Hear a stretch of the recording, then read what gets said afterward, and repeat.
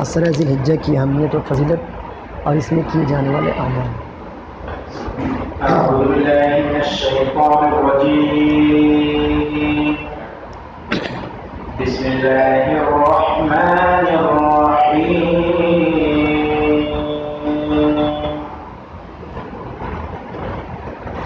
والتین والزیتون وطور سینین وهذا البلد الأمين، لقد خلقنا الإنسان في أحسن تقويم، ثم رددناه أسفل سافلين، إلا الذين آمنوا وعملوا الصالحات فلهم أجر غير ممنون، فما يكذبك بعد بالدين، أليس الله بأحكم الحاكمين؟ الحمد لله رب العالمين، والصلاة والسلام على رسوله الكريم، أما بعد۔ محترم ناظرین مناظرات، الحمدللہ جمعیت حدیث مالیگاؤں کی جانب سے دفتر حاضر میں ہفتہ واری اتوار کا پروگرام دوبارہ شروع ہو رہا ہے۔ اس میں ہمارے سب سے پہلے جو مقرر ہمارے سامنے موجود ہے مولانا اظہار الحق مدنی حافظہ اللہ، استاد جامعہ محمدیہ منصورہ، آج ہمارے سامنے اپنا عنوان عشر ذی الحجہ کی فضیلت اور اس کے احکام مسائل پیش کریں گے۔ ہم آپ سے بہت ہی مؤدبانہ انداز میں گزارش کرتے ہیں کہ آپ اپنا عنوان پیش کریں۔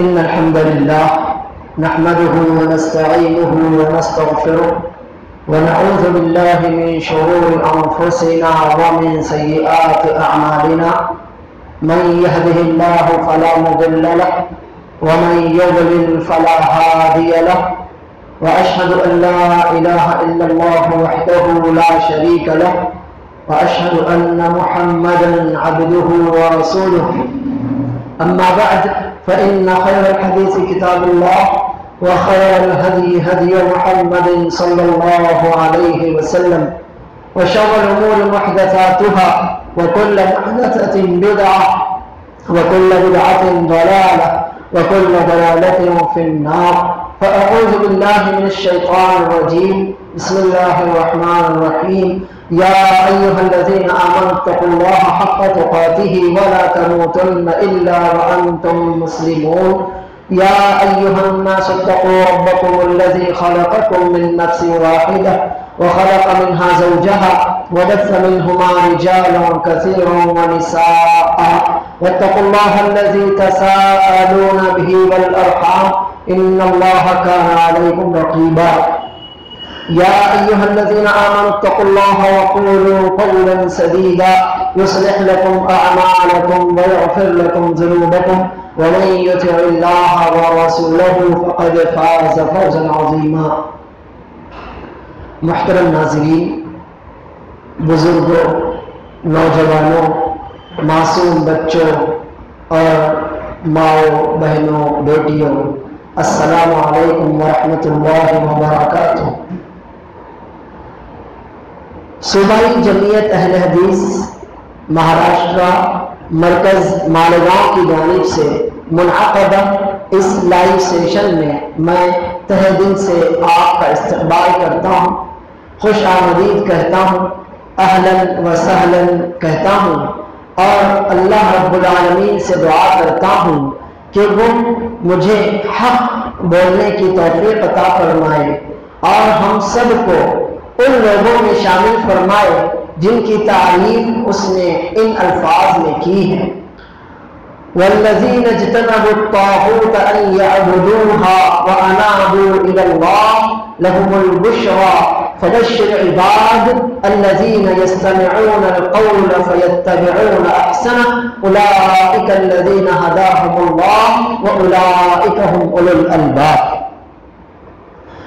درس کی باقاعدہ شروعات سے پہلے میں اللہ رب العالمین کا شکر ادا کرتا ہوں کہ جس وحدہ لا شریک کی توفیق سے میں یہاں آپ کے سامنے موجود ہوں، اس نے مجھے یہ سعادت دی کہ قرآن اور سنت کی روشنی میں کچھ باتیں آپ کے سامنے رکھ سکوں، اور اسی کی توفیق سے ہم اور آپ ہم سب تعلیم و تعلم کی اس مجلس میں موجود ہیں۔ یہ وہ مجلس ہے کہ جس پر اللہ رب العالمین کی رحمت برستی ہے، وحدہ لا شریک کے فرشتے جس مجلس کو گھیر لیتے ہیں، اور اللہ رب العالمین خود اپنے ملائکہ اپنے فرشتوں کے سامنے جس مجلس والوں کی تعریف فرماتا ہے۔ اللہ رب العالمین کے شکر کے بعد میں جمعیت اہل حدیث مالیگاؤں اور صوبائی جمعیت اہل حدیث مہاراشٹر کا شکر گزار ہوں کہ میری ایک رائے کو انہوں نے قبول کیا، اس تجویز کو کہ ہمارا جو درس ہے ہر ہفتے ہوتا ہے لیکن چند ناگزیر وجوہات کی بنا پر جس کا سلسلہ کافی عرصے سے موقوف تھا کیوں نہ اسے دوبارہ آن لائن شروع کیا جائے۔ میں ذمہ داران جمعیت کا، احباب جمعیت کا شکر گزار ہوں کہ انہوں نے میری اس تجویز کو منظور کیا اور ساتھ ہی مجھ پر یہ ذمہ داری ڈال دی کہ میں ہی ان دروس کے سلسلے کو دوبارہ سے شروع کروں۔ میں اللہ عز و جل کا شکر ادا کرتا ہوں اور پھر ذمہ داران جمعیت کا، احباب جمعیت کا بھی شکر ادا کرتا ہوں اور دعا کرتا ہوں کہ اللہ تعالیٰ ان تمام احباب کے مال اور اعمال میں برکت دے اور انہیں پوری یکسوئی کے ساتھ، اخلاص کے ساتھ نیک اعمال میں لگے رہنے کی توفیق عطا فرمائے۔ اور پھر آپ حضرات کا شکر ادا کرتا ہوں کہ اپنے قیمتی اوقات میں سے کچھ وقت، تھوڑے سے لمحات آپ نے اس مجلس کے لیے فارغ کیے کہ اللہ رب العالمین کے کلام اور رسول اللہ صلی اللہ علیہ وسلم کی سنت مطہرہ کے کچھ پہلو ہم اور آپ مل کر سن سکیں، سمجھ سکیں، اس نیت کے ساتھ انشاءاللہ حال اور مستقبل میں ہم ان پر عمل بھی کریں گے۔ ناظرین کرام اور سامعین اعزام، آج کی اس محفل کا جو عنوان ہے وہ ہے عشر ذی الحجہ کی اہمیت، فضیلت اور اس میں کیے جانے والے اعمال۔ انسان کوئی کام کرتا ہے، اس سے کہا جائے کہ یہ کام کرو، وہ کرتا ہے، لیکن اگر اسی انسان کو یہ بتا دیا جائے کہ آپ کو یہ کام کیوں کرنا ہے، اب وہ پہلے سے زیادہ لگن سے وہ کام کرے گا۔ اور اگر اسے اسی کے ساتھ یہ بھی بتا دیا جائے کہ آپ یہ کام کریں گے تو آپ کو کون کون سے فائدے حاصل ہوں گے، اب وہ مزید لگن اور توجہ سے یہ کام کرے گا۔ اور اگر اسے یہ بتا دیا جائے کہ اس کام کے نتیجے میں آپ کو حال اور مستقبل میں کون سے فائدے حاصل ہوں گے، توجہ اور لگن مزید بڑھ جائے گی۔ اور اگر اسے یہ بھی بتا دیا جائے کہ وہ کام آپ جن اوقات میں کر رہے ہیں وہ اوقات بہت ہی زیادہ خیر، برکت اور رحمت والے ہیں، فضیلت والے ہیں، اب اس انسان کی لگن، توجہ اور شوق کا عالم کیا ہوگا یہ اللہ رب العالمین جانتا ہے، اور وہ شخص سمجھ سکتا ہے کہ جو یہ کام پوری لگن اور توجہ سے یکسوئی کے ساتھ اللہ رب العالمین کے لیے انجام دے رہا ہو۔ محترم حاضرین، اللہ عز و جل نے ہمیں اپنی عبادت کے لیے پیدا کیا ہے، آسان سی بات ہے، ہم میں سے ہر شخص جانتا ہے، اللہ رب العالمین کے فرمان مبارک پر ایمان رکھتا ہے، وَمَا خَلَقْتُ الْجِنَّ وَالْإِنسَ إِلَّا لِيَعْبُدُونِ۔ اب عبادت تو ہمیں زندگی بھر کرنی ہے، جب سے اللہ عز و جل نے شعور دیا، مرنے تک، وفات تک ہمارا اصل کام، اصل مقصد عبادت کرنا ہی ہے۔ لیکن یہ اللہ عز و جل کا فضل ہے، اس کا بڑا کرم اور اس کی نوازشیں ہیں کہ اس نے اپنے نیک بندوں کے لیے کچھ ایسے اوقات، کچھ ایام، کچھ راتیں متعین فرما دی ہیں کہ جو خصوصی فضیلت کے حامل ہیں، کہ ان ایام میں، ان اوقات میں، ان لمحات میں نیک اعمال کیے جائیں تو اللہ رب العالمین کو اور زیادہ پسند ہے، اللہ عز و جل کے یہاں قبول ہونے کی اور زیادہ امید رکھی جا سکتی ہے۔ مثلا یوں سمجھیے کہ ہم جب بھی دعا مانگیں اللہ رب العالمین دعا سنتا اور قبول کرتا ہے، وہ کسی خاص وقت کا محتاج نہیں ہے، لیکن رات کا آخری پہر اللہ عز و جل کی خصوصی نوازشیں اس پہر میں ہوتی ہیں، جمعہ کے دن کی ایک مخصوص گھڑی اللہ رب العالمین کی خصوصی رحمتیں اس گھڑی میں برستی ہیں، تو ہماری مانگی ہوئی دعائیں اور زیادہ قبولیت کی حقدار ہو سکتی ہیں۔ تو بس اسی طرح ہم عبادت ہمیشہ کریں، ہمارا سونا، ہمارا جاگنا، ہمارا اٹھنا بیٹھنا، ہمارا جینا مرنا سب اللہ رب العالمین کی عبادت کے لیے، اللہ وحدہ لا شریک کی رضا کے لیے ہو، لیکن کچھ ایام ایسے ہیں کہ جن میں ہم اور زیادہ عبادتیں کر کے اللہ رب العالمین کی رحمت کو، اس کی جانب سے آنے والی برکتوں اور نوازشوں کو اور زیادہ سمیٹ سکتے ہیں۔ انہی ایام اور انہی اوقات میں سے عشرہ ذی الحجہ بھی ہے، یعنی ذی الحجہ کا پہلا عشرہ ہے۔ ابو عثمان نہدی رحمہ اللہ تعالی ہیں، کہتے ہیں کہ اسلاف کرام خصوصی طور پر 3 عشروں کا بہت زیادہ اہتمام کرتے تھے اور ان میں کثرت سے عبادت کرتے تھے۔ پہلا عشرہ ہے رمضان کا آخری عشرہ، رمضان کے آخری 10 دن۔ دوسرا عشرہ ہے ذی الحجہ کا پہلا عشرہ، ذی الحجہ کے پہلے 10 دن، اور تیسرا عشرہ ہے محرم الحرام کا پہلا عشرہ، یعنی محرم الحرام کے پہلے 10 دن۔ ہمارے اسلاف ان 30 دنوں کی 30 دنوں کی خصوصیت سے تعظیم کرتے تھے، ان میں عبادتوں کی اور زیادہ عبادتوں کی جانب مزید توجہ دیتے تھے اور زیادہ شوق اور لگن سے ان عشروں میں عبادت اور کار خیر کیا کرتے تھے۔ محترم حاضرین، بس اسی موقع کی مناسبت سے ہمارے درس کا جو عنوان ہے آپ نے سماعت کیا، عشرہ ذی الحجہ کی اہمیت و فضیلت اور اس میں کیے جانے والے اعمال۔ تو جیسے عنوان کے 2 حصے ہیں، اسی اعتبار سے ہمارا یہ درس بھی 2 حصوں میں تقسیم شدہ ہے۔ پہلا حصہ ہے عشرہ ذی الحجہ کی اہمیت و فضیلت۔ قرآن کریم میں اور رسول اللہ صلی اللہ علیہ وسلم نے اپنی سنت مطہرہ میں اس جانب توجہ دلائی ہے۔ مثال کے طور پر کچھ آیتیں اور کچھ حدیث میں آپ کے سامنے رکھتا ہوں جن سے یہ واضح ہوگا کہ اس عشرے کو جو اہمیت اور فضیلت حاصل ہے وہ کسی دوسرے عشرے کو نہیں ہے۔ یہاں ایک بات کی جانب توجہ خصوصیت سے دیں، وہ یہ کہ رمضان کا آخری عشرہ زیادہ افضل ہے یا ذی الحجہ کا پہلا عشرہ زیادہ افضل ہے؟ اس بارے میں علماء کرام اور خصوصاً شیخ الاسلام ابن تیمیہ رحمہ اللہ یہ فرماتے ہیں کہ دونوں ہی افضل ہیں، لیکن رمضان کے آخری عشرے کی راتیں زیادہ افضل ہیں، کیونکہ انہی میں سے کوئی رات شب قدر کی رات ہوتی ہے، اور شب قدر کے تعلق سے آپ نے کئی درس سماعت کیے ہوں گے کہ ایک رات 1000 مہینوں سے زیادہ بہتر ہوتی ہے۔ اور جہاں تک دن کی بات ہے تو ذی الحجہ کے پہلے عشرے کے دن زیادہ افضل ہیں، کیونکہ انہی ایام میں یوم عرفہ بھی ہے اور اس کے بعد یوم النحر بھی ہے۔ تو راتوں کے اعتبار سے رمضان کے آخری عشرے کو فضیلت حاصل ہے اور دنوں کے اعتبار سے ذی الحجہ کے پہلے عشرے کو فضیلت حاصل ہے۔ سب سے پہلی بات، اس عشرے کی اہمیت اور فضیلت کی جانب اشارہ کرتے ہوئے اللہ رب العالمین نے ایک سورت کی شروعات میں فرمایا، بسم اللہ الرحمن الرحیم، والفجر ولیال عشر والشفع والوتر، قسم ہے فجر کے وقت کی یا بعض مفسرین کے بقول فجر کی نماز کی، ولیال عشر اور 10 ایام کی۔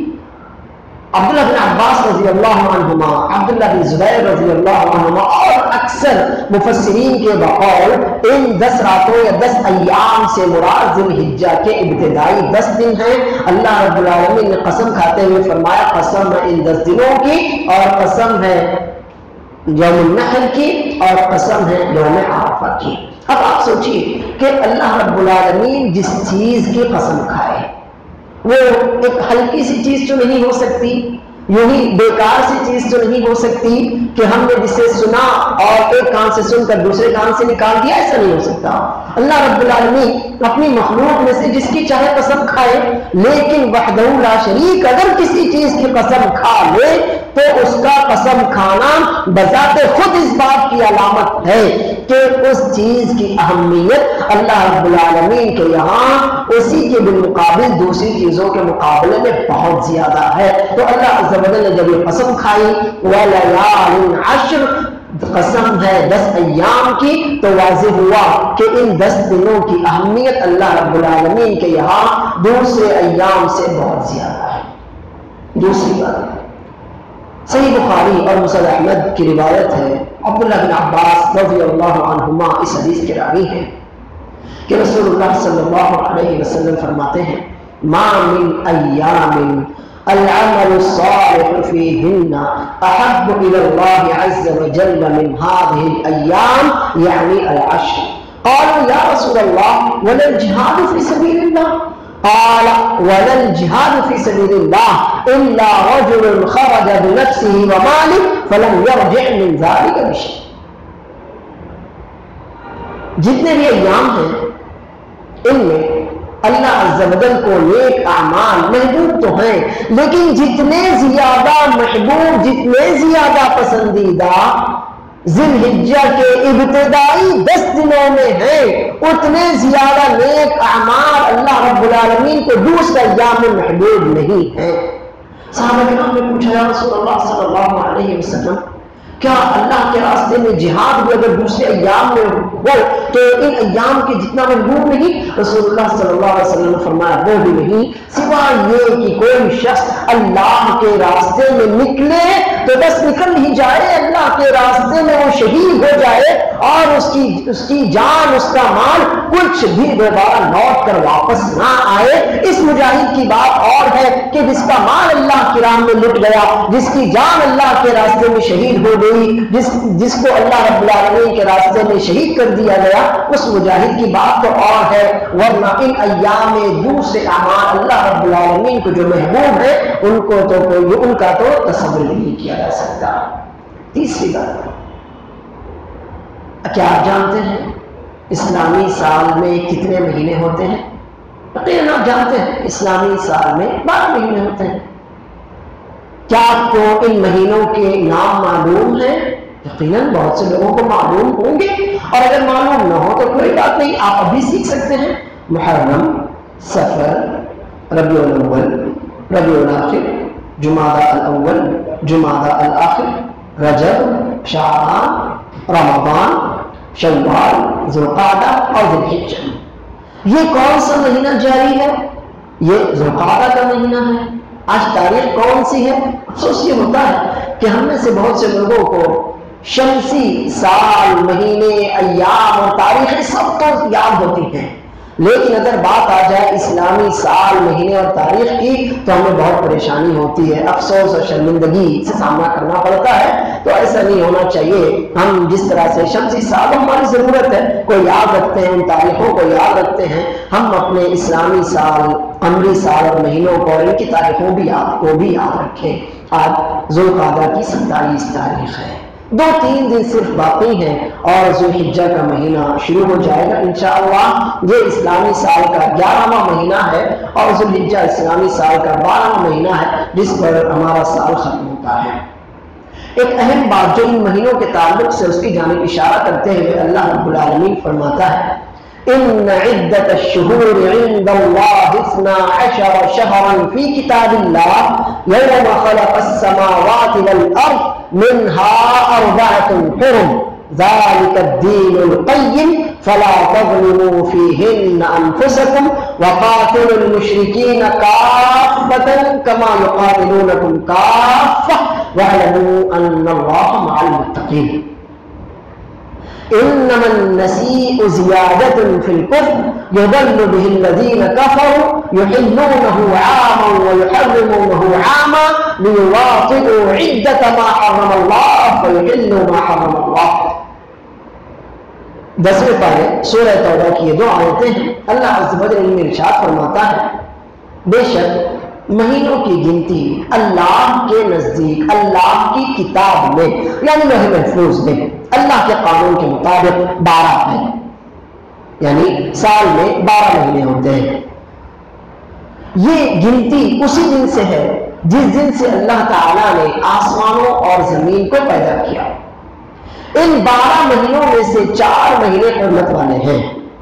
تو تم یوں تو پورے سال میں گناہ نہ کرو، اپنی جانوں پر اپنے آپ پر ظلم نہ کرو، قرآن و سنت کی مخالفت نہ کرو، لیکن خصوصیت سے ان 4 مہینوں میں گناہوں سے اور دور رہو، اپنی جانوں کو ہلاکت میں نہ ڈالو، اپنے آپ پر ظلم نہ کرو۔ ہاں اگر کبھی قتال کی جنگ کی نوبت آ جاتی ہے، دشمن تم پر چڑھ دوڑتے ہیں، تو پھر ہاتھ پر ہاتھ دے کے بیٹھے نہ ہو، جنگ کی ابتدا تو نہ کرو، لیکن اگر کوئی تمہارے پر حملہ کرے تو پھر تم بھی بھرپور طریقے سے جواب دو، جیسے دوسرے لوگ تم پر بھرپور طریقے سے حملہ کرتے ہیں۔ لیکن اس کے باوجود یہ یاد رکھنا کہ اللہ تعالیٰ متقیوں کے ساتھ ہے، جو اللہ سے ڈرتے ہیں اللہ رب العالمین کا ساتھ خصوصیت سے ان کو حاصل ہوتا ہے۔ اور کفار مکہ جو بری عادت میں مبتلا تھے کہ اگر 2-3 مہینے لگاتار حرمت والے مہینے جنگ سے دور رہنا ان کے لیے دشوار ہو جاتا تو ایک مہینے کی حرمت کو اگلے مہینے پر ڈال دیتے اور اس مہینے کو حلال سمجھ کر اس میں وہ جنگ کیا کرتے تھے، تو اللہ رب العالمین فرماتا ہے اس طرح سے مہینوں کی ادلا بدلی، ان کی حرمتوں کو آگے پیچھے کر دینا، حرام مہینے کو حلال کر دینا، حلال مہینے کو حرام کر دینا، کہ اللہ نے 4 مہینے حرمت والے بتائے تو ہم 4 میں تو موافقت کر رہے ہیں نا، تو اس طرح سے کرنا یہ کفر میں زیادتی ہے اور اس کام کے ذریعے کافروں کو مزید گمراہ کیا جاتا ہے۔ تو محترم حاضرین، اس آیت میں اللہ رب العالمین نے ہمیں یہ بتایا کہ 4 مہینے حرمت والے ہیں، وہ کون سے ہیں؟ صحیح بخاری اور صحیح مسلم کی روایت ہے، اللہ کے رسول صلی اللہ علیہ وسلم فرماتے ہیں ان الزمان قد استدار كهيئته يوم خلق السماوات والارض منها 4 حرم ذو القعدة وذو الحجة والمحرم ورجب مضر الذي بين جمادى وشعبان۔ بے شک زمانہ گھوم پھر کر اپنی اسی حیات پر پلٹ آیا ہے جس حیات پر یہ اس وقت تھا، اس دن تھا جس دن اللہ تعالیٰ نے زمین اور آسمانوں کو پیدا کیا تھا۔ اب یہ ترتیب بس اسی طرح سے واپس آ گئی ہے اور اسی طرح سے یہ ترتیب رہے گی کہ حرمت والے مہینے اپنی جگہ پر ہوں گے، اب ان کی حرمت کو آگے پیچھے نہیں کیا جا سکتا۔ یہ 4 مہینے حرمت والے ہیں، ذو القعدہ یہ مہینہ جو جاری ہے اور جس کے اب بس 2-3 دن باقی رہ گئے ہیں، پھر ذو الحجہ، پھر محرم، اور اس کے بعد رجب کا مہینہ جو جمادہ اور شعبان کے درمیان میں آتا ہے۔ تو یہ اس ذو الحجہ کے مہینے کی سمجھ لیجیے کہ عشرہ ذو الحجہ بھی اسی میں داخل ہے۔ یہ تیسری اہمیت اور فضیلت ہے کہ یہ حرمت والے مہینوں میں سے ہے، یعنی اس جن مہینوں کی خصوصیت سے تعظیم اور احترام کرنا چاہیے، ادب اور احترام کرنا چاہیے۔ اور اللہ رب العالمین فرماتا ہے وَمَن يَعْظِمْ حُرُمَاتِ اللَّهِ فَهُوَ خَيْرٌ لَهُ عِندَ رَبِّهِ، جو اللہ تعالیٰ کی حرمتوں کی تعظیم کرتا ہے، اللہ نے جنہیں قابل احترام، قابل ادب، قابل تعظیم قرار دیا ہے، تو جو ان حرمتوں کا احترام کرتا، ان کے وقار کا خیال رکھتا ہے، تو یقیناً اس کے رب کے پاس اس کے حق میں یہی بہتر ہے۔ چوتھی بات، دنیا کے تمام ایام میں سب سے زیادہ افضل ترین دن یوم النحر کا دن ہے۔ یوم النحر یعنی 10 ذی الحجہ۔ رسول اللہ صلی اللہ علیہ وسلم فرماتے ہیں افضل ایام العشر افضل ایام الدنیا ایام العشر، اور دوسری روایت کے الفاظ ہیں افضل ایام الدنیا یوم النحر۔ یہ عشرہ افضل ایام الدنیا ایام العشر۔ سنن ابن ماجہ کی صحیح روایت ہے کہ دنیا کے افضل ترین دن ذی الحجہ کے ابتدائی 10 دن ہیں، افضل ترین دن ہے، سب سے زیادہ بہترین دن ہے۔ ایک سوال یہاں پر یہ پیدا ہوتا ہے کہ آخر کیوں اللہ رب العالمین نے کیوں ان 10 دنوں کو خصوصیت سے فضیلت دی ہے، دوسرے ایام کو کیوں نہیں دی؟ اس کا جواب بالکل سیدھا سیدھا ہے۔ اللہ رب العالمین اولا اپنی مخلوق کا خالق ہے، وہ جو چاہے کرے اس کے کام پر، اس کی بات پر، اس کے فیصلے پر اعتراض کرنے کا مخلوق کو حق نہیں پہنچتا۔ دوسری بات یہ ہے کہ اللہ رب العالمین نے جن ایام کو، جن اوقات کو فضیلت دی ہے، اب یہ اللہ رب العالمین نے ان میں کچھ چیزیں رکھی ہیں کہ جن کی وجہ سے ان کو فضیلت دی گئی۔ مثلا جمعہ کے دن کو دوسرے دنوں کے مقابلے میں فضیلت حاصل ہے، کیونکہ جمعہ کے دن کچھ مخصوص عبادتیں ایسی ہیں جو دوسرے دنوں میں نہیں۔ عیدین، یوم الفطر، یوم النحر کو فضیلت حاصل ہے کیونکہ کچھ مخصوص عبادتیں ان دنوں میں دوسرے دنوں میں نہیں ہیں۔ دن اور رات کے کچھ مخصوص اوقات کو دوسرے اوقات پر فضیلت حاصل ہے کیونکہ کچھ مخصوص باتیں، ترجیحات ان اوقات میں ایسی ہیں جو دوسرے اوقات میں نہیں ہیں۔ رمضان کے آخری عشرے کی راتوں کو اور خصوصیت سے شب قدر کو فضیلت حاصل ہے کیونکہ جو اہمیت اور جو ترجیحات، جو امتیازات ان راتوں اور پھر شب قدر کو حاصل ہے دوسری راتوں کو حاصل نہیں ہے۔ تو اسی طرح سے ان ایام کو جو امتیازات حاصل ہے وہ امتیازات دوسرے ایام کو حاصل نہیں ہے۔ حافظ ابن حجر رحمہ اللہ اس بات کی وضاحت کرتے ہوئے فرماتے ہیں کہ دیکھیے، دراصل اس عشرے میں بہت سی وہ عبادتیں جمع ہو گئی ہیں جو عموماً دوسرے ایام میں، دوسرے دنوں اور راتوں میں نہیں ہوتی۔ مثلا نماز، روزہ، صدقہ و خیرات، حج اور عمرہ۔ آپ دوسرے ایام میں روزہ رکھ سکتے ہیں، صدقہ و خیرات کر سکتے ہیں، نمازیں پڑھ سکتے ہیں، بہت سے کار خیر کر سکتے ہیں، لیکن کیا حج بھی دوسرے ایام میں کیا جا سکتا ہے؟ نہیں۔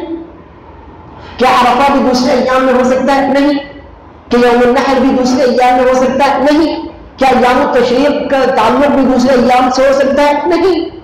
تو جو ترجیحات، جو امتیازات اور خیر کی جو چیزیں ان ایام میں جمع کر دی گئی ہیں وہ دوسرے ایام میں نہیں ہیں، اس لیے بھی ان ایام کو دوسرے دنوں کے مقابلے میں اللہ رب العالمین نے زیادہ فضیلت اور خصوصیت سے نوازا ہے۔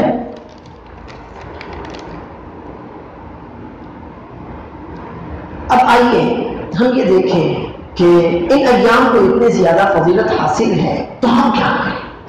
ہم کیا کریں؟ دیکھیے، عقل مند کے لیے اشارہ کافی ہوتا ہے۔ جب آپ کو بتا دیا گیا کہ اس چیز کی یہ فضیلت ہے، اس چیز میں یہ فائدہ ہے، تو اب عقل مند انسان کیا کرے گا؟ اس چیز کو حاصل کرنے کی کوشش کرے گا۔ جس چیز میں انسان کو فائدہ ہوتا ہے انسان اسے حاصل کرتا ہے، جس چیز سے نقصان ہوتا ہے انسان اس سے بچنے کی کوشش کرتا ہے۔ اللہ رب العالمین نے جنت کی بہت سی نعمتیں کیوں بتائیں؟ تاکہ انسان جنت کی رغبت رکھے۔ جہنم کے بہت سی قسموں کے عذاب کا ذکر کیوں کیا؟ تاکہ انسان اس سے ڈرے، اس سے بچنے کی کوشش کرے۔ اللہ رب العالمین نے اپنی رحمت کا تذکرہ کیوں کیا؟ تاکہ ہم اسے حاصل کرنے کی کوشش کریں۔ اللہ عز و جل نے اپنے غصے، اپنی ناراضگی کا تذکرہ کیوں کیا؟ تاکہ ہم اس کے غصے سے ڈریں، اس کی ناراضگی سے بچنے کی کوشش کریں۔ اب جب ہم یہ جان گئے کہ ان ایام کو خصوصیت سے دوسرے ایام پر فضیلت حاصل ہے، تو اب ہم میں سے ہر عقل مند پر یہ ضروری ہو جاتا ہے کہ وہ ان ایام میں زیادہ سے زیادہ فائدہ اٹھانے کی کوشش کرے۔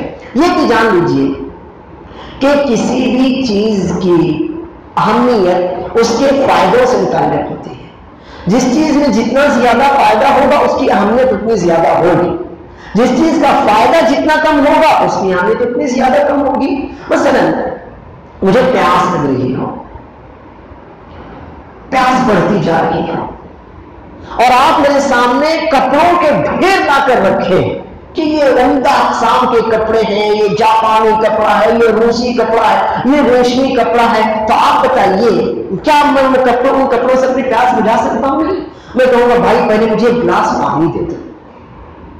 تو جس چیز میں فائدہ انسان کا زیادہ ہوتا ہے انسان کے لیے وہی چیز سب سے زیادہ اہمیت رکھتی ہے۔ تو ان ایام میں چونکہ اللہ رب العالمین نے بہت سی فضیلتیں، ہمارے فائدے کی بہت سی چیزیں رکھی ہیں، اسی اعتبار سے اب ان ایام کی اہمیت ہمارے لیے بہت زیادہ ہوتی ہے، اور عقل مند کو چاہیے کہ وہ ان ایام سے بھرپور فائدہ اٹھانے کی کوشش کرے، کیونکہ یہ ایک آفاقی حقیقت آپ اچھی طرح جانتے ہیں کہ گیا وقت پھر ہاتھ نہیں آتا۔ جو وقت ابھی ہے تھوڑی دیر بعد نہیں ہوگا، اب یہ وقت تو چلا جائے گا۔ یا تو اس وقت میں کچھ فائدہ اٹھا لوں، کچھ فائدہ حاصل کر لوں، تو یہ وقت گویا میرے لیے فائدے کے ساتھ آیا اور گیا، لیکن میں نے اس وقت کو ضائع کر دیا تو وقت تو ملا تھا، اللہ کے یہاں پوچھ گچھ تو ہوگی لیکن اس کا جواب نہیں دے سکوں گا، تو پھر ناکامی ہاتھ آئے گی۔ لہٰذا عقل مند وہی ہوتا ہے جو اپنے اوقات سے بھرپور فائدہ اٹھاتا ہے، اپنے اوقات کو ضائع نہیں کرتا، اور یہ چاہتا ہے کہ خصوصیت سے وہ لمحے، وہ اوقات جو اللہ رب العالمین کے یہاں بھی ممتاز ہیں، اللہ کے یہاں جن اوقات کو کچھ خصوصیت اور امتیازات حاصل ہیں، میں ان اوقات میں اللہ رب العالمین کے محبوب ترین بندہ بن جاؤں۔ اس کو وہ بھی سمجھیے کہ جیسے روزے آپ پر فرض ہیں، مان لیتے ہیں آپ پر 29 یا 30 روزے فرض ہیں، تو کیا آپ شوال کے مہینے میں رکھ لیں وہ فرض ادا ہو جائے گا؟ نہیں۔ آپ شعبان کے مہینے میں رکھ لیں کہ 29-30 روزے فرض، چلو ابھی رکھ لیتا ہوں، کیا وہ فرض ادا ہو جائے گا؟ نہیں ہوگا۔ ظہر کا وقت متعین ہے، اگر کوئی یہ چاہے میں ابھی نماز پڑھ لوں تو کیا وہ نماز ہو جائے گی؟ نہیں ہوگی۔ وقت اپنی عبادتوں کے ساتھ ہوتا ہے، عبادتیں اپنے اوقات کے ساتھ ہوتی ہیں، اور عبادت جو وقت پر کی جائے وہی اللہ رب العالمین کو زیادہ محبوب ہوتی ہے۔ چنانچہ اب یہ ضروری ہے کہ یہ 10 دن جو انشاءاللہ 2-3 دنوں کے بعد شروع ہونے والے ہیں، ہم ابھی سے ان کے لیے کمر کس لیں اور بھرپور طریقے سے پوری یکسوئی اور لگن کے ساتھ ان میں کام کرنے کی، عبادت کرنے کی کوشش کریں۔ اور یہاں ایک پلس پوائنٹ آپ کے پاس ہے، وہ پلس پوائنٹ یہ ہے کہ ہم میں سے بہت سے لوگوں کے ابھی کام دھندے کاروبار یا تو بند ہیں یا اوقات مختصر ہوتے ہیں۔ ایک وہ دن ہوتے ہیں کہ جب ہم اپنے کاروبار میں مکمل طور پر مصروف ہوتے ہیں، ایک وہ دن کہ جب ہم اپنے کاروبار میں مکمل طور پر مصروف ہوتے ہیں، ہمارے پاس کاروبار سے ہٹنے کا، کاروبار میں سے وقت نکالنے کا زیادہ ٹائم نہیں ہوتا۔ اور ایک یہ دن ہے بظاہر ہمیں محسوس ہوتا ہے کہ یہ جو ایام ہیں یہ تھوڑے سے اچھے نہیں ہیں، کاروباری معاشی لحاظ سے تکلیف دہ ہیں، نقصان دہ ہیں، لیکن اسی شر میں سے خیر کا پہلو نکالیے اور یہ سمجھیے کہ اللہ رب العالمین نے ہمیں تھوڑے سے فرصت کے اوقات دے دیے ہیں، اور نعمتان مغبون فیہما کثیر من الناس الصحۃ والفراغ۔ صحیح بخاری کی اس روایت کو اپنے سامنے رکھیے، رسول اللہ صلی اللہ علیہ وسلم کے اس مبارک فرمان کا ترجمہ ہے، 2 نعمتیں ایسی ہیں کہ اکثر لوگ ان سے فائدہ نہیں اٹھا پاتے، نتیجتاً ان کو نقصان برداشت کرنا پڑتا ہے، اور وہ 2 نعمتیں کون سی ہیں؟ ایک تو ہے صحت، تندرستی، اور دوسری ہے خالی اوقات۔ کل تک ہم 4-6 مہینے پہلے تک ہم پریشان رہتے تھے، وقت نہیں ملتا، قرآن کی تلاوت کے لیے وقت نہیں ملتا، نمازیں وقت پر ادا نہیں کر پاتا ہوں، کاروبار میں، اپنے بزنس میں، اپنی تجارت میں، اپنی ملازمت میں ایسا الجھا ہوا ہوں، یا سفر کر رہے اب ہوتے ہیں، اب نہ سفر ہے، نہ کاروبار کی بہت زیادہ مصروفیت ہے، اور نہ ملازمت کی بہت زیادہ سرگردی، کچھ نہیں، انسان فارغ بیٹھا ہے، خالی اوقات ہیں، رات اور دن کے اوقات ہمارے پاس بھرپور طریقے سے ہیں، تو اب کیا کریں؟ اس شر میں سے خیر کا پہلو اللہ رب العالمین خود ہمارے سامنے نکال کر لایا ہے، ہم پر اب یہ فرض ہوتا ہے کہ ہم ان خالی اوقات کو خالی بچائیں۔ اللہ نے ہم کو محفوظ معمول بھی رکھا، بری برائیوں میں مبتلا بھی نہیں کیا، ہم محفوظ ہیں، صحت ہمارے ساتھ ہے، اوقات خالی اوقات، فارغ اوقات ہمارے پاس ہیں، تو ہم دونوں سے فائدہ اٹھائیں، اور یہ بہترین افضل ترین ایام ہمارے سامنے موجود ہیں، افضل ترین ایام ہیں، صحت مندی ہے، خالی اوقات ہیں، اب کیا چاہیے؟ اب کوئی عذر ہمارے پاس باقی نہیں رہ جاتا۔ چنانچہ میں اپنے آپ کو اور تمام سننے اور دیکھنے والوں کو نصیحت کرتا ہوں کہ ہم ان تینوں باتوں سے بھرپور فائدہ اٹھائیں۔ بہترین افضل ترین اوقات صحت کا عالم ہے، خالی فارغ لمحات ہیں، نہ جانے اس کے بعد صحت رہے نہ رہے، صحت ہو خالی وقت ملے نہ ملے، صحت بھی ہو خالی وقت بھی ہو، لیکن اس کے بعد یہ 10 دن ہمیں ملے نہ ملے، تو تینوں نعمتیں اللہ رب العالمین کی ہمارے پاس موجود ہیں، لہٰذا ہم بھرپور طریقے سے ان سے فائدہ اٹھانے کی کوشش کریں۔ اللہ رب العالمین سے توفیق مانگیں گے، توفیق دے گا، اللہ سے مدد مانگیں گے، اللہ رب العالمین ضرور بضرور ہماری مدد کرے گا۔ اب آئیے ہم یہ دیکھیں کہ ان افضل ترین ایام میں وہ کون سے کام ہیں جو خصوصیت کے ساتھ ہمیں کرنے چاہیے۔ سب سے پہلا کام ہے ہم بکثرت عبادت کریں، کثرت سے عبادت کریں۔ کثرت سے عبادت کا یہ مطلب نہیں ہے کہ 5 وقت کی نماز فرض ہے تو ہم 7 وقت پڑھے، نہیں۔ کثرت سے عبادت کا مطلب یہ نہیں ہے کہ جو فرض ہے اس سے زیادہ فرائض میں اضافہ کر دے، نہیں، مطلب یہ ہے کہ نفل، مثلا ہم دوسرے ایام میں چاشت کی نماز کی جانب توجہ نہیں دیتے، ان ایام میں چاشت کی نماز پڑھنے کو معمول بنا لیں۔ مثلا دوسرے ایام میں ہم تحیت الوضو کا خیال نہیں رکھتے، ان ایام میں تحیت الوضو پڑھنے لگ جائیں۔ تحیت المسجد کی جانب توجہ نہیں دیتے، تحیت المسجد ادا کرنے لگ جائیں۔ قرآن کریم کی تلاوت عام دنوں میں ہم 1 صفحہ 2 صفحے 4 صفحے کرتے ہیں، ان ایام میں خصوصیت سے روزانہ 1 پارہ 2 پارے 3 پارے 4 پارے 5 پارے پڑھیں۔ عام دنوں میں ہم بہت زیادہ دعاؤں کا اہتمام نہیں کرتے، ان ایام میں ہم کثرت سے دعاؤں کا اہتمام کریں۔ عام دنوں میں ہم رمضان کے علاوہ روزے نہیں رکھتے، ان 9 دنوں میں ہم کثرت سے روزے رکھیں، 9 روزے رکھیں، جو بھی اللہ توفیق دے وہ روزے رکھیں۔ ہم عام دنوں میں صدقہ و خیرات نہیں کرتے یا بہت کم کرتے ہیں، تو ان 9 دنوں میں ہم کثرت سے صدقہ و خیرات کریں۔ اللہ رب العالمین کا ذکر بہت کم کرتے ہیں، ان 9-10 دنوں میں زیادہ سے زیادہ اللہ کا ذکر کریں، تو کثرت سے عبادت کرنے کا یہ مفہوم ہے۔ سعید بن جبیر رحمہ اللہ مشہور تابعی ہے، بڑے مفسرین اور محدثین میں بھی ان کا شمار ہوتا ہے۔ ان کے بارے میں یہ وارد ہے، سنن دارمی میں امام دارمی نے یہ اثر نقل کیا ہے کہ کان سعید بن جبیر رحمہ اللہ اذا دخل العشر اجتہد اجتہادا کثیرا حتی لا یکاد یقدر علیہ۔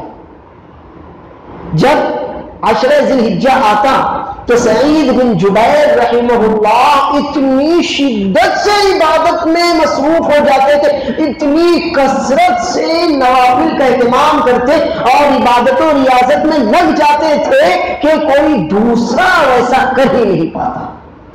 اور بعض لوگوں نے کہا حتی لا یکاد یقدر علیہ، اتنی زیادہ کثرت سے عبادت کرتے تھے کہ ان میں اب اور اس سے زیادہ کی طاقت ہی نہ رہ جاتی تھی۔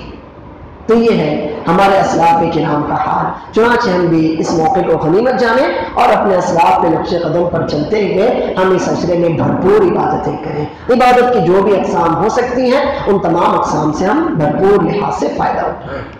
دوسرا کام جو ہمیں کرنا چاہیے یہ ہے جو ہمیں نہیں کرنا چاہیے، یعنی دوسرا کام وہ ہے جو ہم ایام میں نہ کریں۔ آپ حیران ہوں گے کہ کیا، ابھی تو ہم کہہ رہے تھے کہ ہم کریں اور اب کہہ رہے ہیں کہ ہم نہ کریں، تو جان لیجئے اگر کچھ کرنا عبادت ہے تو کچھ نہ کرنا بھی عبادت ہے۔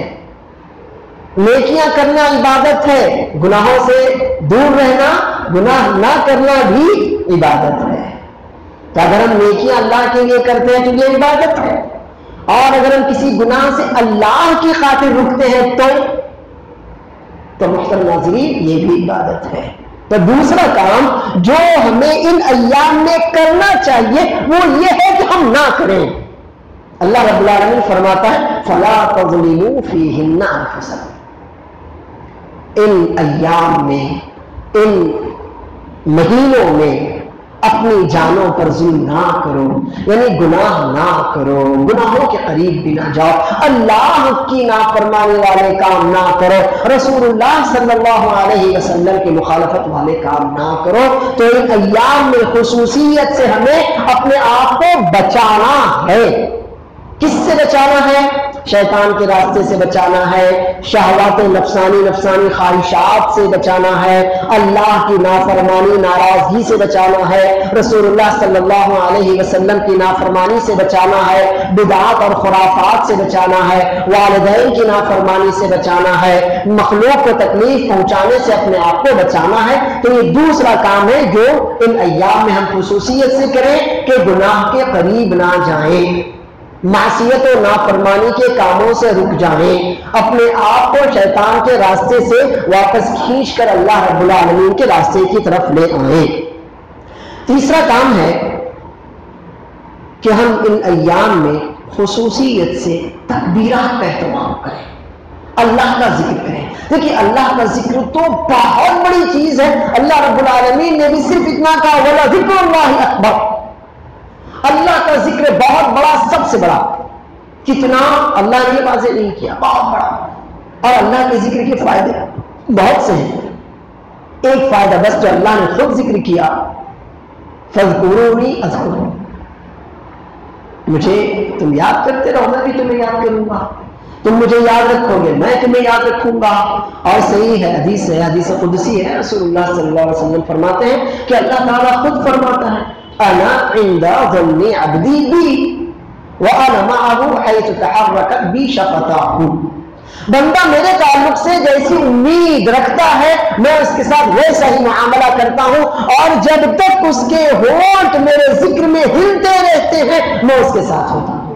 تو ہم ان ایام میں کثرت سے اللہ کا ذکر کریں، اور اللہ کے ذکر کی ان ایام میں جو سب سے اہم ترین شکل ہے وہ ہے تکبیرات پڑھیں۔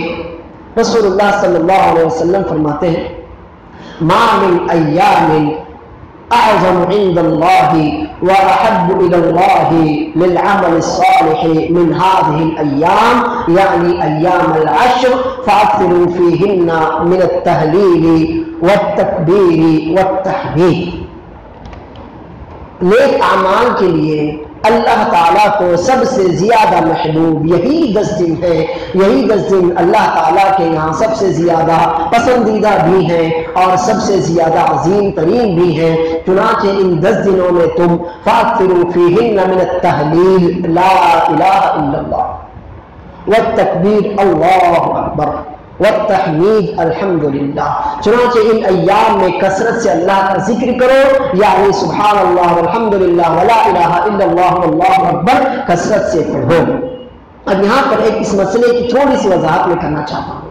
پہلی بات تو یہ ہے کہ اللہ کے رسول صلی اللہ علیہ وسلم سے تکبیر کے مخصوص متعینہ الفاظ ثابت نہیں ہیں، بعض صحابہ کرام اور اسلاف سے ثابت ہیں، وہ ہمیں بھی یاد ہیں، اللہ اکبر اللہ اکبر اللہ اکبر لا الہ الا اللہ واللہ اکبر اللہ اکبر وللہ الحمد، یا اللہ اکبر وللہ الحمد اللہ اکبر واجل، اللہ اکبر کبیرہ والحمدللہ کثیرہ وسبحان اللہ بکرۃ واصیلا۔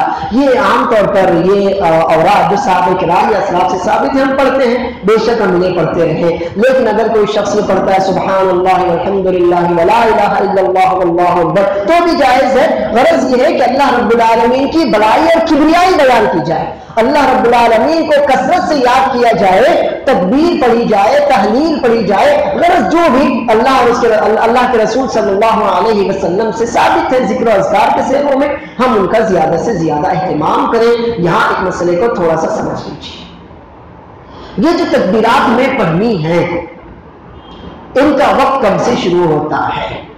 دیکھیے ان کا وقت شروع ہوتا ہے ذی الحجہ کا چاند طلوع ہونے سے۔ ذی الحجہ کا چاند دکھا، ہم نے چاند کو دیکھ کر دعا پڑھی اللہم اہلہ علینا بالامن والایمان والسلامۃ والاسلام والتوفیق لما تحب وترضى ربنا ربی وربک اللہ، یہ حدیث ہم نے دعا ہم نے پڑھ لی۔ اب یہاں سے تکبیر کا وقت شروع ہو جاتا ہے تو یہ 13 ذی الحجہ کی شام تک، مغرب سے پہلے تک یہ وقت ہوتا ہے، لیکن ان میں سب سے زیادہ اہم ترین وقت آخری کے 9 10 11 12 13 5 دن۔ یوں تو پورے 13 دنوں تک ہمیں تکبیرات پڑھنی ہیں، لیکن سب سے زیادہ اہم ترین وقت 9 10 11 12 اور 13 یعنی یوم عرفہ، یوم النحر اور پھر ایام التشریق، یہ 5 دن ہیں جن میں ہمیں تکبیر کا کثرت سے اہتمام کرنا چاہیے۔ دوسری بات اسی بات کے تعلق سے وہ یہ کہ بعض لوگ تکبیرات کا اہتمام آخری کے 5 دنوں میں تو کرتے ہیں، لیکن ان میں بھی وہ عمل کرتے ہیں جو نبی صلی اللہ علیہ وسلم کے صحابہ کرام سے ثابت نہیں ہے۔ وہ یہ ہے کہ فرض نماز کے بعد ایک بار سب بلند آواز سے پڑھ دیتے ہیں اللہ اکبر اللہ اکبر اللہ اکبر لا الہ الا اللہ اللہ اکبر اللہ اکبر وللہ الحمد، تو یہ ثابت نہیں ہے۔ آپ کو تکبیر پڑھنی ہے، پورے 13 دنوں تک آپ یہ تکبیرات پڑھتے رہیں، تسبیحات پڑھتے رہیں، اللہ کو یاد کرتے رہیں، الحمدللہ لا الہ الا اللہ ولا حول ولا قوت الا باللہ سبحان اللہ، یہ پڑھتے رہیں۔ اور 13 دن نہیں تو کم از کم آخری کے 5 دن یوم عرفہ سے لے کر ایام التشریق کے آخر تک کثرت سے اہتمام کریں، لیکن صرف یہ کہ آخری کے 5 دنوں میں صرف فرض نماز کے بعد ایک بار بلند آواز سے سب پڑھ لیں تو ایسا نبی صلی اللہ علیہ وسلم یا صحابہ کرام سے ثابت نہیں ہے، لہٰذا ہم ایسا نہ کریں۔ تیسری بات، یہ تکبیر ہمیں خود بھی پڑھنا ہے اور دوسروں کو بھی ترغیب دینا ہے کہ وہ تکبیر پڑھتے رہیں۔ اس سلسلے میں امام بخاری نے عبداللہ بن عمر رضی اللہ عنہما اور ابو ہریرہ رضی اللہ عنہ کا اثر نقل کیا ہے، کہتے ہیں کان ابن عمر و ابو ہریرہ رضی اللہ عنہما یخرجان الی السوق فی ایام العشر ویکبران فیکبر الناس بتکبیرہما۔ عبداللہ بن عمر رضی اللہ عنہما اور ابو ہریرہ رضی اللہ عنہ یہ لوگ، یہ حضرات تکبیر کہتے ہوئے بازاروں میں نکل جایا کرتے تھے، بلند آواز سے تکبیر کہتے تھے، بازار میں چلتے ہوئے تکبیر پڑھتے، اللہ اکبر لا الہ الا اللہ والحمدللہ پڑھتے ہوئے بازاروں میں چلے جایا کرتے تھے۔ وَيُكَبِّرُ النَّاسُ بِتَكْبِيرِهِمَا، تو بازار میں جو لوگ موجود ہوتے، خریدار، بیچنے والے، دکاندار، سب کے سب ان کی تکبیر سن کر خود بھی تکبیر کہا کرتے تھے۔ تو چنانچہ اس میں اس بات کی طرف اشارہ ہے کہ آپ اپنے عمل سے دوسروں کو ترغیب دلائیے، اپنے گھر والوں کو، اپنے رشتہ داروں کو، بازار والوں کو، اپنے دوستوں کو تکبیر دلائیے، یہ ترغیب دلائیے کہ دیکھیے جیسے ہم تکبیر پڑھ رہے ہیں، آپ گرچہ اپنے کام میں مصروف ہیں، اپنے کسی کام میں مشغول ہیں، لیکن آپ بھی تکبیر پڑھیے، آپ بھی ان ایام میں خصوصیت سے اللہ کو کثرت سے یاد کیجیے۔ چوتھا کام ہے ہم ان ایام میں کثرت سے نفل نمازیں پڑھیں۔ اللہ کے رسول صلی اللہ علیہ وسلم فرماتے ہیں علیک بالسجود فإنك لا تسجد لله سجدة إلا رفعك الله بها درجة وحط عنك بها خطيئة۔ کثرت سے سجدے کیا کرو۔ کیا مطلب سجدے کیا کرو؟ سجدے کیا کرو مطلب نمازیں پڑھا کرو، نفل نمازوں کا کثرت سے اہتمام کرو۔ 4 تحیۃ الوضوء، تحیۃ المسجد،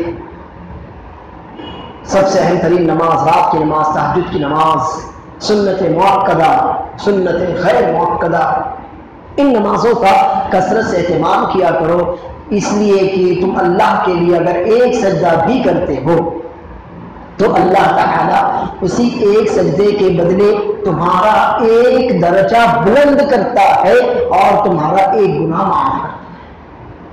چنانچہ ہم ان ایام میں خصوصیت کے ساتھ نفل نمازوں کا اہتمام کریں اور فرائض کا تو ایسا خیال رکھیں کہ ہمیں اللہ نے مرد بنایا ہے، اذان کو ہم مسجد میں موجود، اور جو ہماری مائیں بہنیں ہیں بہت سی دفعہ وہ نمازوں میں تھوڑی تاخیر اور سستی کرتی ہیں، وہ بھی ان ایام کو غنیمت جانیں اور اول وقت میں ہر نماز پڑھنے کی وہ سعادت حاصل کر رہے ہیں۔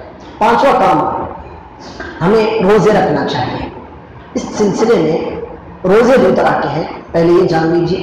ایک تو یہ ہے کہ آپ پورے 9 دنوں کے روزے رکھیں، 10 تاریخ کو تو نہیں رکھ سکتے کیونکہ وہ عید کا دن ہے، 9 دنوں کے روزے رکھیں۔ رسول اللہ صلی اللہ علیہ وسلم کی عادت مبارکہ تھی، کان رسول اللہ صلی اللہ علیہ وسلم یصوم 9 ذی الحجہ ویوم عاشوراء و3 ایام من کل شہر۔ سنن ابی داؤد کی صحیح روایت ہے کہ رسول اللہ صلی اللہ علیہ وسلم ذی الحجہ کے 9 دنوں کے روزے رکھتے تھے، عاشوراء محرم کی 10 تاریخ کا روزہ رکھتے تھے، اور ہر مہینے میں 3 دنوں کے ایام بیعت کے روزے رکھا کرتے تھے۔ لیکن ایک اشکال ہے چھوٹا سا، اور وہ عائشہ رضی اللہ عنہ کی اس روایت کو لے کر ہے۔ وہ یہ کہتی ہیں ما رأیت رسول اللہ صلی اللہ علیہ وسلم صائما فی العشر قط، میں نے رسول اللہ صلی اللہ علیہ وسلم کو عشر ذی الحجہ میں روزہ رکھتے ہوئے نہیں دیکھا۔ اب روایتیں تو دونوں صحیح ہیں۔ پہلی روایت تو یہ کہتی ہے کہ رسول اللہ صلی اللہ علیہ وسلم عشر ذی الحجہ یعنی ذی الحجہ کے 9 دنوں کے روزے رکھتے تھے، اور دوسری روایت یہ کہتی ہے کہ عائشہ رضی اللہ عنہ کا فرمان کہ میں نے رسول اللہ صلی اللہ علیہ وسلم کو عشر ذی الحجہ کے روزے رکھتے ہوئے نہیں دیکھا۔ اس سلسلے میں امام نووی رحمہ اللہ اور دوسرے علماء کرام یہ فرماتے ہیں کہ اولا عائشہ رضی اللہ عنہا کے نہ دیکھنے سے یہ لازم نہیں آتا کہ رسول اللہ صلی اللہ علیہ وسلم نے روزے نہ رکھے ہوں۔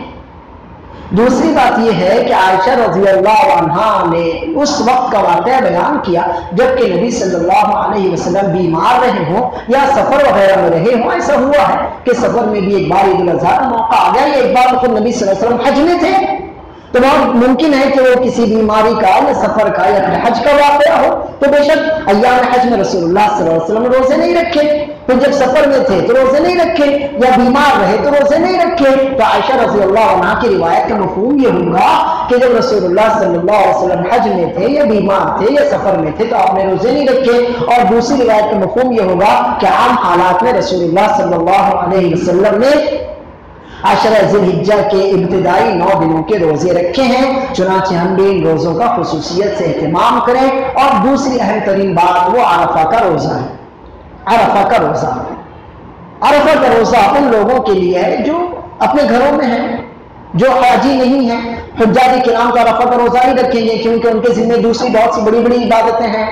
जो लोग हज नहीं कर रहे हैं, अपने घरों में हैं, अपने वतन अपने शहरों में हैं, वो लोग अरफा का रोज़ा खुसूसियत से रखें। अगर पूरे 9 दिनों के रोजे रखें तो अल्हम्दुलिल्लाह, लेकिन अगर पूरे 9 दिनों के रोजे नहीं रखते हैं तो कम अज़ कम अरफा का रोज़ा रखने की ज़रूर बज़रूर वो कोशिश करें। सही मुस्लिम की रिवायत है, रसूलुल्लाह सल्लल्लाहु अलैहि वसल्लम फरमाते हैं, सियाम यौम अरफा अहतसिबु अलल्लाह अन युकफ्फिर अस्सनत अल्लती क़ब्लहु वस्सनत अल्लती बअदहु।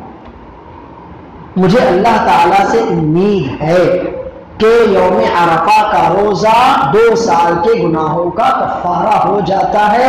एक साल जो गुजर चुका और दूसरा साल जो अभी आने वाला है।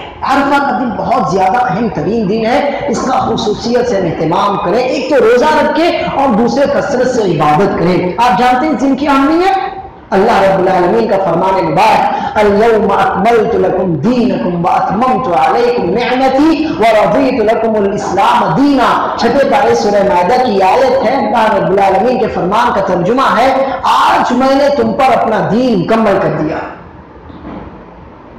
तुम पर अपनी नेमतें तमाम कर दी और तुम्हारे लिए बतौर दीन इस्लाम को इख्तियार कर लिया, पसंद कर लिया। उमर बिन खत्ताब रज़ी अल्लाह अन्हु के पास एक यहूदी आया और कहा कि तुम मुसलमानों पर एक ऐसी आयत नाजिल हुई है, अगर यहूद पर नाजिल होती तो हम यहूदी उस दिन को जिस दिन वो नाजिल हुई ईद का दिन बना लेते। इतनी अजीम तरीन वो आयत है। उमर रज़ी अल्लाह अन्हु ने पूछा कौन सी आयत? यहूदी ने यही आयत पढ़कर सुनाई। तो उमर रज़ी अल्लाह अन्हु ने कहा, हम वो आयत जिस दिन नाजिल हुई वो तो हमारी ईद का ही दिन है। वो जुमा का दिन था और रसूलुल्लाह सल्लल्लाहु अलैहि वसल्लम मैदान अरफात में थे जब वो आयत नाज़िल हुई। तो अरफा का दिन बहुत ही अजीम तरीन दिन है, जिस दिन हज का रुक्न अरफा अदा किया जाता है, जिसके बगैर हज नहीं हो सकता। इसी दिन अल्लाह रब्बुल आलमीन ने दीन इस्लाम को मुकम्मल करने की बशारत और नवेद सुनाई। और यही वो दिन है कि जिस दिन के बारे में रसूलुल्लाह सल्लल्लाहु अलैहि वसल्लम हमें बशारत देते हुए फरमाते हैं, मा मिन यौमिन अक्सर मिन अन युअतिक़ल्लाहु इबादहु मिनन नार मिन यौम अरफा इन्नहु लयदनु थुम्मा युबाही बिहिमुल मलाइका व यक़ूलु मा अराद हाउला।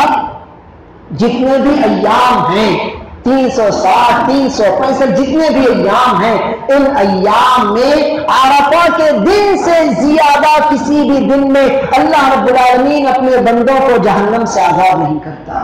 सबसे ज्यादा कसरत से जिस दिन में अल्लाह ताला अपने बंदों को जहन्नम से आजाद करता है वो अरफा का दिन है। अल्लाह रब्बुल आलमीन अपने बंदों से करीब हो जाता है। हम ईमान रखते हैं अल्लाह हमसे करीब होता है। कैसे करीब होता है? जैसे भी अल्लाह रब्बुल आलमीन के लिए लायक, ज़ेबा और सजावार हो। इसको जानना ये हमारे बस की बात नहीं है और ना हमसे हमारे से मुताल्लिक है। बस अल्लाह ताला अपने बंदों से करीब होता है और फरिश्तों के मुकाबले में अपने इन बंदों पर फख्र करते हुए कहता है, आखिर ये बंदे क्या चाहते हैं। तो अरफा के दिन की बहुत ज्यादा अहमियत है। चुनांचे अव्वलन तो हम ये कोशिश करें कि पूरे 9 दिनों के रोजे रखें और अगर नहीं रख सकते तो कम अज कम अरफा के दिन का रोजा हम जरूर बजरूर रखें। और छठा काम जो इन अय्याम में हमें करना चाहिए वो ये है कि हम सदका व खैरात करें।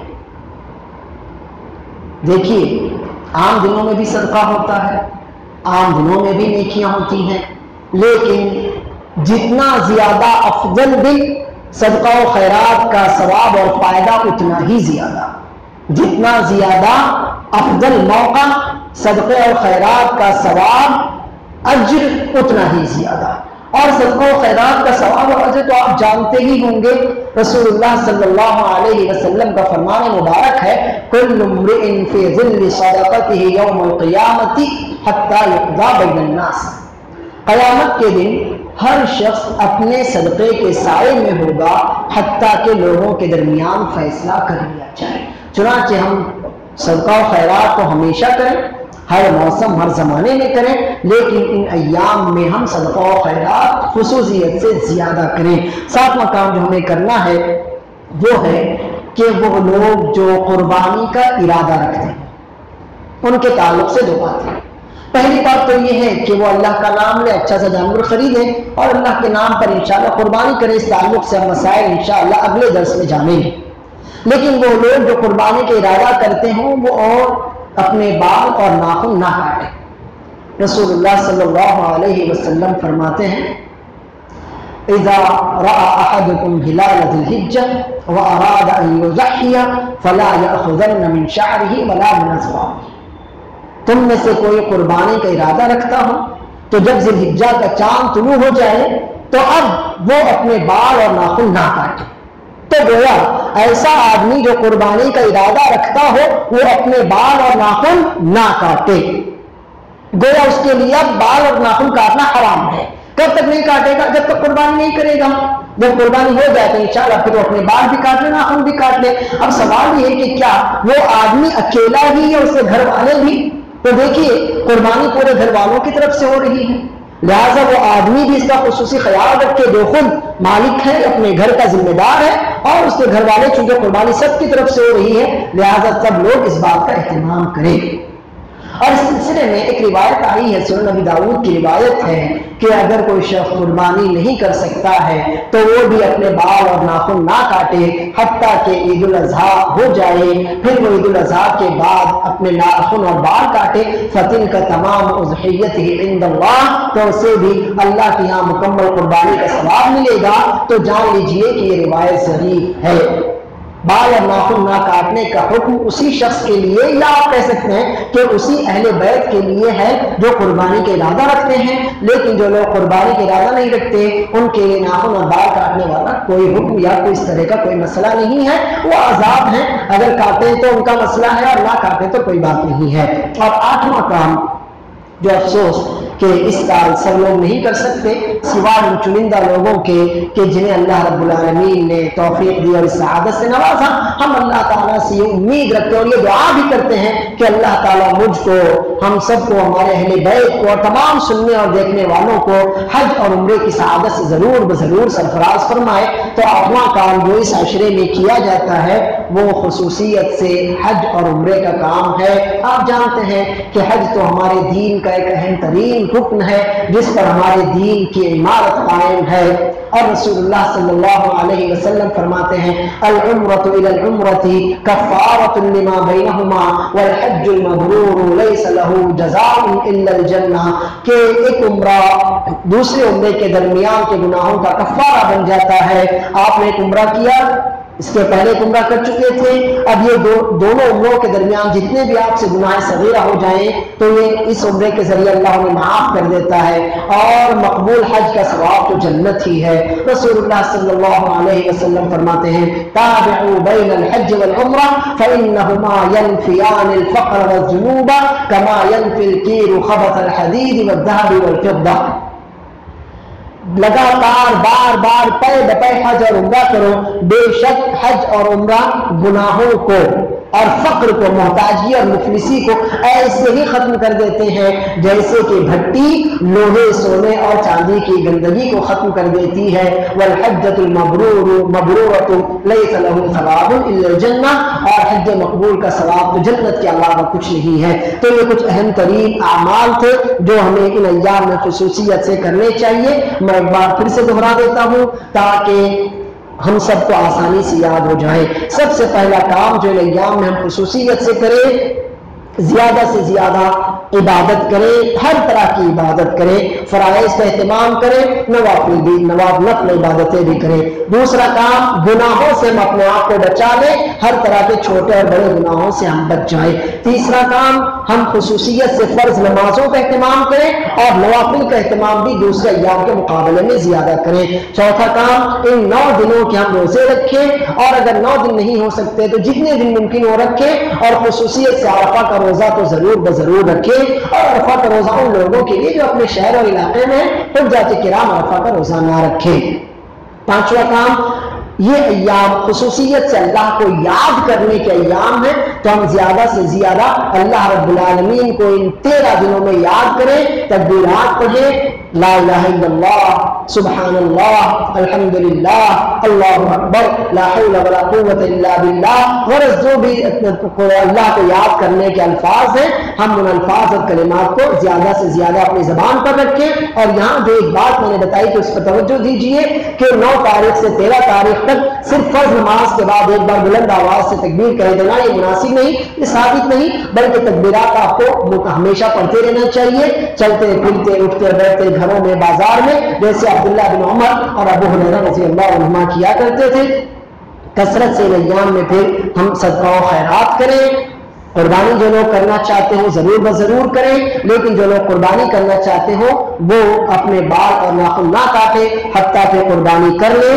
یہ اور پھر آخری کام حج اور عمرہ ہے۔ اللہ رب العالمین ہمیں توفیق دے کہ مستقبل میں ہم بھی اپنے اہل و عیال، گھر والوں اور رشتہ داروں کے ساتھ حج اور عمرے کی سعادت سے مشرف ہو سکیں۔ یہ کچھ باتیں تھیں جو قرآن اور سنت کی روشنی میں میں نے عشرہ ذی الحجہ کی اہمیت و فضیلت اور اس عشرے میں کیے جانے والے خصوصی اعمال اس تعلق سے آپ کے سامنے رکھی ہے۔ مجھے امید ہے کہ آپ نے ان باتوں کو سنا ہوگا، سمجھا ہوگا، اور اب یہ نیت رکھتے ہوں گے کہ انشاءاللہ ہم ان ایام سے ضرور فائدہ اٹھائیں گے، اور جو بھی باتیں ہمارے سامنے رکھی گئی ہم ان باتوں پر عمل کرنے کی کوشش کریں گے۔ اللہ عز و جل مجھے اور آپ کو ان مخصوص ایام سے بھرپور فائدہ اٹھانے کی توفیق عطا فرمائے۔ ان ایام میں خصوصیت کے ساتھ ہر اس نیک عمل کی ہمیں توفیق دے جسے اللہ پسند کرتا ہے، ہر اس عمل سے ہمیں بچا لے جسے اللہ پسند نہیں کرتا۔ جو قرآن و سنت کے موافق ہو ہم وہ کریں، جو قرآن و سنت کے موافق نہ ہو ہم اس سے بچیں۔ اللہ رب العالمین ہم سب کو زیادہ سے زیادہ نیکیاں کرنے اور برائیوں سے بچنے کی توفیق عطا فرمائے، ہمارے گھر والوں کی اصلاح فرمائے، امت اسلامیہ کے حالات پر رحم فرمائے۔ جو تکلیفوں، بیماریوں اور پریشانیوں میں مبتلا ہیں اللہ عز و جل ان کی تکلیفوں، پریشانیوں اور بیماریوں کو دور فرمائے۔ ربنا لا تؤاخذنا ان نسینا او اخطأنا، ربنا ولا تحمل علينا إصرا كما حملته على الذين من قبلنا، ربنا ولا تحملنا ما لا طاقة لنا به واعف عنا واغفر لنا وارحمنا أنت مولانا فانصرنا على القوم الكافرين۔